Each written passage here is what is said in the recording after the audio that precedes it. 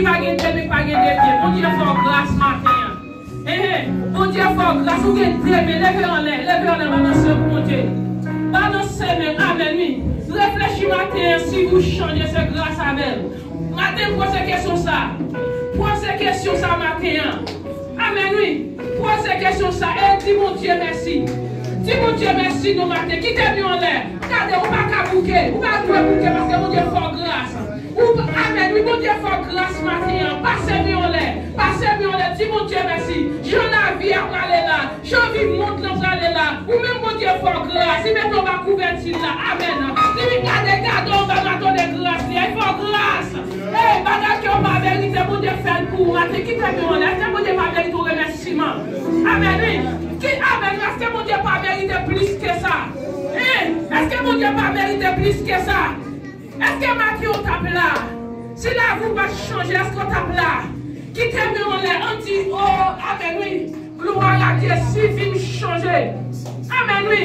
Si vie me changer, c'est parce que Christ merveilleux. Comme on a vu dans pied matin, fais-moi je lève-moi en l'air. Lève-moi en l'air, balancez-moi, mon Dieu. Hey, est-ce qu'on reconnaît ça matin? Est-ce qu'on va nous réclamer jamais? Est-ce qu'on reconnaît ça? Si vie changer, Christ merveilleux. Si vie moi-même avant qu'à changer, c'est parce que Christ merveilleux. Christ mourit pour moi-même avant. Amen. Nous matin, nous camper là. Lève-moi, balancez-moi devant mon Dieu. Amen. Seigneur, moi, quoi, c'est mon Dieu. Mon qui vous dit ça, mon qui quoi? Oui, moi, quoi, qui t'aime en la pendant ou quoi, Seigneur, premier. Sous quoi, Seigneur, t'es mouru. Qui t'aime en l'air, qui t'aime en l'air. Et moi, quoi, oui, si Dieu est Seigneur. Seigneur, moi, quoi, c'est mon Dieu. Lève-moi pour dire ça, ma voix. Sois vieux, parce que Seigneur mouru pour notre place, amen. Christ mouru pour la sauver ma mère. C'est la même chef, nous faisons des souris.